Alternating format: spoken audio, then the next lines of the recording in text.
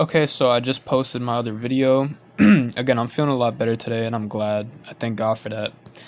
And I also just figured out that if I put hashtags in the title of the video, that can get it to reach more people, which I'm doing that, not just for views, but it's to, because I want more of my Bible verses and more of my Bible readings to get out to more people. For the gaming content, I don't really care that much. I'll still probably do it just to get some people to watch it.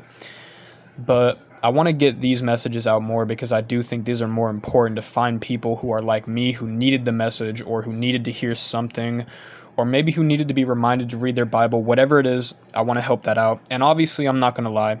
It is sort of like, it feels good to see my videos get views. So I just want to be completely transparent with that as well. But I don't want to become all airheaded if I start getting a bunch of views. I want to keep humbling myself, and obviously I'm saying this very, like, I don't have a lot of views. I have like 20 subscribers, so I just wanted to make that clear. I'm going to start doing that just so I can get my videos out to more people, so I just wanted to be completely honest with that. But for right now, I'm going to read my Bible. I am only going to read 2 pages, and then I'm going to read a couple pages just by myself, just in my head, because I want to kind of do that. I want to be able to read 2 pages for a nice video every day so I can get content out every day. And then I'll just read 2 more pages just to myself. I want to spend more time in my head, maybe not in my head, but I want to spend more time reading my Bible. Just, I don't want to feel like I have to read it for content or anything. I want to feel like I can just read my Bible and I can just pray to God whenever, and I'll go out and make more videos of me just walking around and talking about how I feel, because I like those videos more when I can just be honest to whoever watches it. It doesn't matter whoever it is, I want to be honest. So, but I am going to start right now. I'm going to read these 2 pages. Tomorrow I'm going to read more, and I'm going to keep trying to post gaming content whenever I can. So I'm just going to start right now. Saul and his 600 men were camped at the edge of Gibeah around the pomegranate tree at Migron. Among his men was Ahijah, the priest, the son of Ashib, don't know what that is, Eskeb's brother. I don't know what that name is, was the grandson of Phinehas and the great-grandson of Eli, the priest of the Lord in Shelah. No one recognized that Jonathan had gone to reach the Philistines' garrison. Jonathan had to go over a narrow pass between 2 rocky cages, or crages, which had been named Boza and Seneth. The crag on the north was in front of Michkamish, and the southern one was in front of Gibeah. Yes, let's go across to those heathen sorry. Is that heathen? Heathen.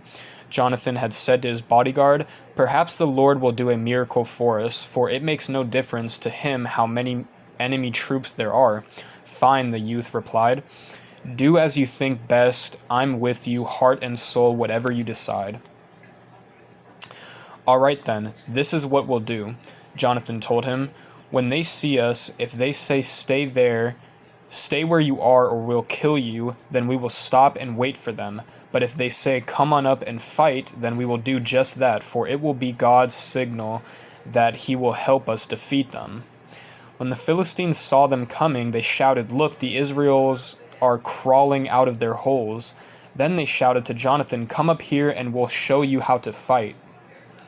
Come on, climb right behind me," Jonathan exclaimed to his bodyguard, "for the Lord will help us defeat them." So they climbed up on their hands and knees to the Philistines. And the Philistines fell back as Jonathan and the lad killed them right and left, about 20 men in all, and their bodies were scattered over about half an acre of land. Suddenly panic broke out through the entire Philistine army and even among the raiders, and just then there was a great earthquake, increasing the terror. Saul's lookouts in Gibeah saw a strange sight. The vast army of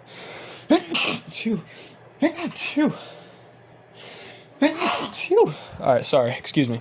lookout in Gibeah saw a strange sight. The vast army of the Philistines began to melt away in all directions. Find out who is there, Saul declared. And when they had checked, they found that Jonathan and his bodyguard were gone. Bring the ark of God, Saul shouted to Elijah, for the ark was among the people of Israel at the time. But while Saul was talking to the priests, the shouting at the tumult in the camp of the Philistines grew louder and louder. Quick, what does God say? Saul demanded. Then Saul and his 600 men rushed out to battle and found the Philistines killing each other. And there was terrible confusion everywhere. And now the Hebrews who had been drafted into the Philistine army revolted and joined with the Israelites. Finally, even the men hiding in the hills joined to chase when they saw the Philistines were running away. So the Lord saved Israel that day and battle counted and the battle counted out beyond Bethiva, whatever that is. Continued. Saul had declared a curse upon anyone who eats anything before evening, before I have full revenge on my enemies. So no one ate anything all day, even though they found honeycomb on the ground in the forest, for they all feared Saul's curse. Jonathan, however, had not heard his father's command, so he dipped a stick into the honeycomb, and when he had eaten the honey, he felt much better. Then someone told him that his father had laid a curse upon anyone who ate food that day, and everyone was wary and faint as a result. That's ridiculous, Jonathan exclaimed. Oh, I'll be right back. Okay, sorry, I'm back. That's ridiculous, Jonathan exclaimed. A command like that only hurts us. See how much better I felt now that I have eaten this little bit of honey? If the people had been allowed to eat freely from the food they found among our enemies, think how many more we could have slaughtered. But hungry as they were, they chased and killed the Philistines all day from Mishesh to Elijah, growing more and more faint. That evening they flew upon the spoils of battle, and butchered the sheep and oxen and calves, and ate the raw bloody meat. Someone reported to Saul what was happening, that the people were sinning against the Lord by eating blood. That is very wrong, said Saul, Saul said. Oh, my battery's running out. My battery's at 9. Okay, I'm gonna try to finish this very quick. Bring them oxen and sheep to kill and drain them, and not to sin against the Lord by eating the blood. So that is what they did, and Saul built an altar to the Lord his first.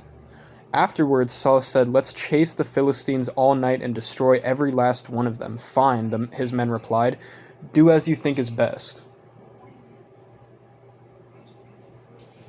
But the priest said, "Let's ask God first." So Saul asked God, "Shall we go after the Philistines? Will you help us defeat them?" But the Lord made no reply all night. Then Saul said to the leaders, "Something's wrong. We must find out what sin was committed today. I vow by the name of God who saved Israel that though the sinner may be my own son Jonathan, he shall surely die." But no one would tell him what the trouble was. Then Saul proposed, "Jonathan and I will stand over here, and all of you will stand over there." And the people agreed. Then Saul said, "O Lord God of Israel, why haven't you answered my question? What is wrong? Are Jonathan and I guilty, or is the sin among the others? O Lord God, show us who is guilty." And Jonathan and Saul were chosen by sacred lot as the guilty ones, and the people were declared innocent. Then Saul said, "Now draw lots between me and Jonathan." And Jonathan was chosen as the guilty one. "Tell me what you've done," Saul demanded of Jonathan. "I tasted a little honey," Jonathan admitted. "It was only a little bit on the end of a stick, but now I must die." "Yes, Jonathan," Saul said, "you must die. May God strike me dead if you are not executed for this." But the troops reported, Jonathan, who saved Israel today, shall die? Far from it.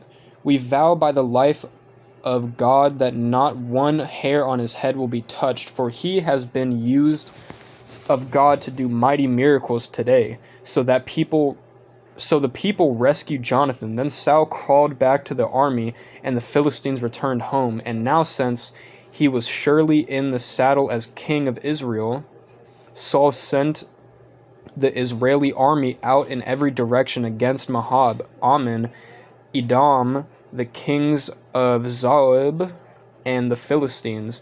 And wherever he turned, he was successful. He did great deeds and conquered the Amalekites and saved Israel from all those who had been their conquerors. Saul had 3 sons, Jonathan, Ishvia, and Melishia, whatever that is, and 2 daughters, Merab and Michal, I think. Saul's wife was Ahinoam, the daughter of whatever that name is, and the general chief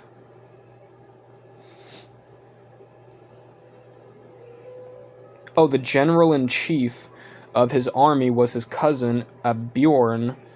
His uncle Nor's son, Saul's father Kish, were brothers. Both were the sons of Abel.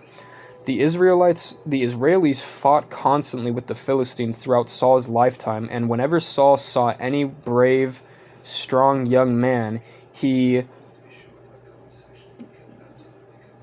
conscripted him into his army. I could be saying that wrong, but I think it's conscripted. Not too sure. One day Samuel said to Saul, I crowned you king of Israel because God told me to. Now be sure that you obey him. Here is his commandments to you. I have dedicated to settle accounts with the nation of Amalek for refusing to allow my people to cross their territory when Israel came from Egypt. Now go and completely destroy the entire Amalek nation, men, women, babies, little children, oxen, sheep, camels, and donkeys. So Saul mobilized his army at Talam. There were 200,000 troops in addition to the 10,000 men from Judah. The Amalekites were camped in the valley below them. Saul sent a message to the Kenites telling them to get out from among the Amalekites or else die with them. For you were kind to the people of Israel when they came out of the land of Egypt, he exclaimed. So the Canaanites packed up and left. Then Saul butchered the Amalekites from Halivia all the way to Shur, east of Egypt.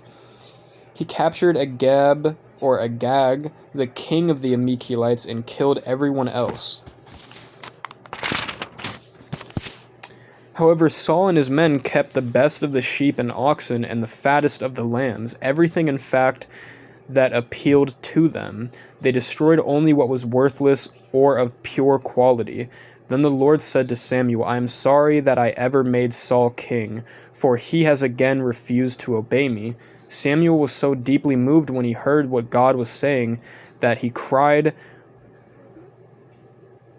to the Lord all night. Early the next morning, he went out to find Saul. Someone said that he had gone to Mount Carmel to erect a monument to himself, and had then gone on to Gilgal.